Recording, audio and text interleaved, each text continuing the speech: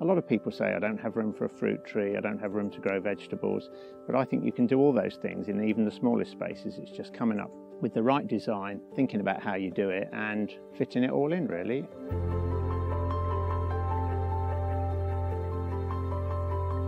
And we've got 20 odd types of fruit growing in here and probably over 20 types of vegetable, chickens and ducks, and all in an 80-foot by 40-foot rectangle behind a very ordinary house. Hi, I'm Wade Muggleton and welcome to our permaculture garden here in Shropshire. I'm a very keen gardener, author, writer and very keen permaculture and grow your owner. So we moved to this garden in 2002 and it was pretty much a blank canvas. It's basically a rectangle behind an ex-council house, so it's very representative of what I call a very ordinary plot. There must be thousands of similar plots in the country, and hopefully it shows what you can do with a small plot. We didn't really practice the classic permaculture design of like sitting down and drawing it all out and thinking about it, because it was the first house we'd ever owned. We were kind of quite excited and really keen to get on with it. So, but it does fall roughly into three zones. We've got the sort of the lower third is where the chickens and the ducks and the big fruit trees are. The middle zone is the vegetable garden with some dwarfing fruit trees, and the zone nearest the house is lawn, herb bed, fish pond, where the guinea pigs go. So it kind of falls roughly into sort of three zones as you go down the garden. It's very, very heavy clay here in Shropshire, so I would never entertain digging it. So I'm a big fan of no dig. So we literally put the raised beds on top of the lawn, sheet mulched them out with cardboard and compost and soil in on the top. And that was 20 years ago and they've never been dug since. And I'd like to think they're pretty good well off for that really. Well, I grew up in Somerset, which I suppose is a famous apple county, certainly with its cider orchards, and I've just always been really interested in sort of varieties and trees, and it sort of all comes together really in terms of there are all these amazing array of historic apples. Most people only ever see the 4 or 5 in the supermarket, whereas there's over 2,000, well over 2,000 named British varieties. And lots of them are unique to a certain village or district or county. So I think there's a wealth of living history really in growing heritage varieties. I think having animals in the garden just makes the place more interesting anyway. We've kept chickens for years. Obviously you get eggs, you also get additions to the compost heap when you clean them out. The ducks, I've got Muscovies, the sort of classic permaculture duck. I like them. I think they're just nice animals to have around. They don't lay a lot of eggs, to be honest, but they do a bit of slugging. In the winter, I let them in the vegetable garden, complete free range to hopefully clear up a lot of pest problems. And I think they're just nice things to have around, really. So we've kept ducks in 2 or 3 different phases, but we've always had chickens as well. Animals just add another dimension to the garden in terms of fertility, interest, pest control. So it has been a very, very dry year.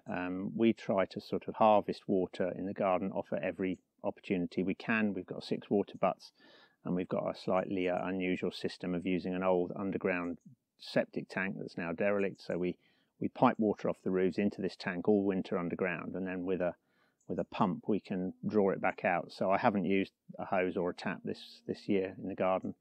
And we also mulch. Mulch is just massively beneficial at keeping the moisture in, reducing the weeds, and ultimately as it rots down it feeds the plants as well. I tend to use wood chip, but I'll just chip anything really that we've got or compost it. I like to think that nothing ever gets thrown out. We don't really use our council green bin because that's a waste of resource leaving the property when you could use it on site. I think if you can make your garden like a sponge so that when it does rain it all gets taken up. We've got a swale in one part, we've got lots of wood chip paths, wood chip mulches, straw mulches, and all the water harvesting. So I'd like to think that most of the water that falls on this garden remains within the garden. It doesn't run off and flood anywhere else. Here I tend to sow most things into modules and start them off because it is heavy clay.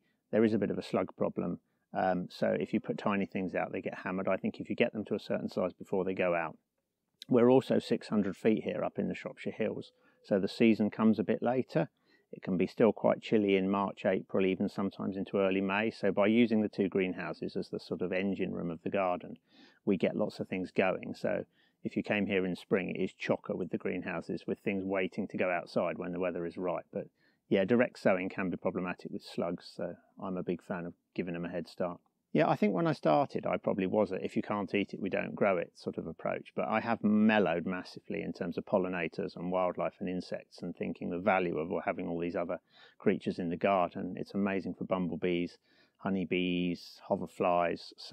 And a lot of those things are an important element in the biodiversity of the garden. So they're keeping pests under control, they're pollinating crops. So yeah, I definitely have a lot of flowers now for the wildlife and for the pollinators.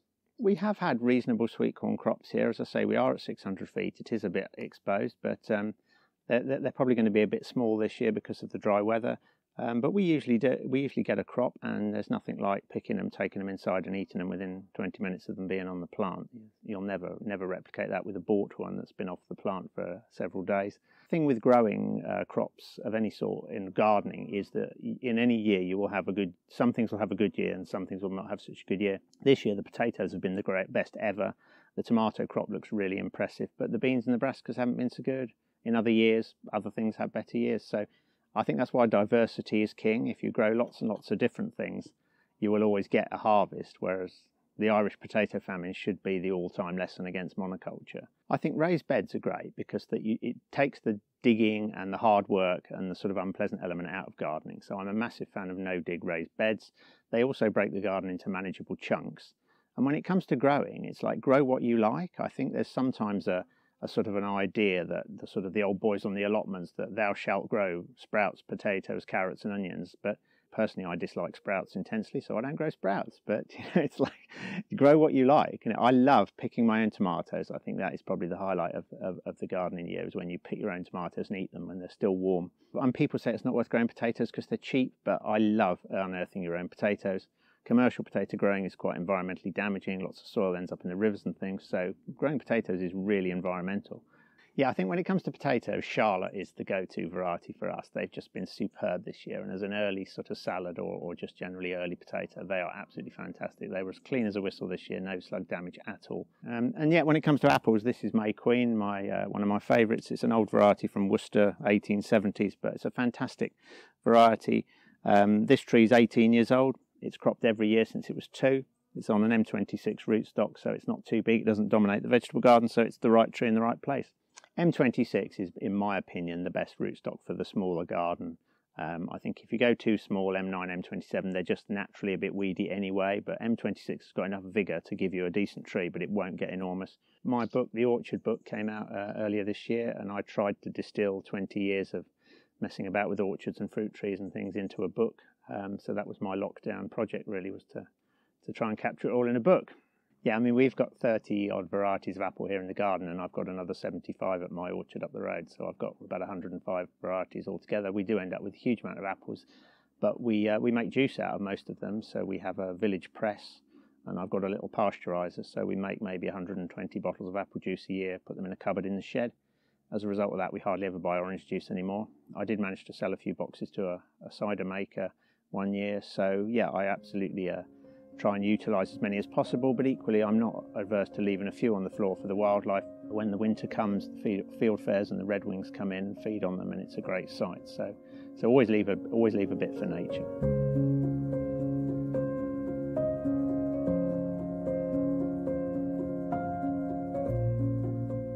Permaculture to me, I suppose, is sustainability. It's about trying to tread more lightly upon the earth, leave it in a better condition for our kids. So yeah, to me that's what it's about. And I always say that when you grow in your own, everything you grow yourself doesn't have to come from somewhere else, because it's the coming from somewhere else that is the problem. That's where the transport, the pollution, the packaging, the waste all occurs. So if you walk out the door and pick an apple off your own tree as opposed to buying one that's come from New Zealand, there's obviously a big carbon footprint and energy difference.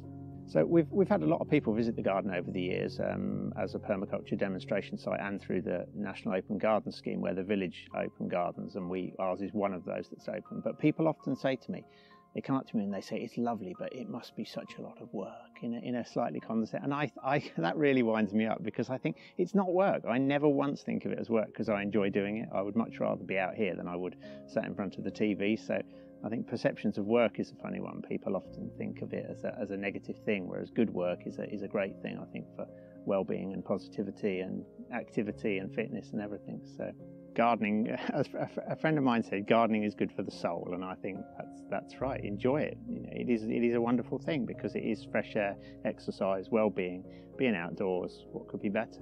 It's not work.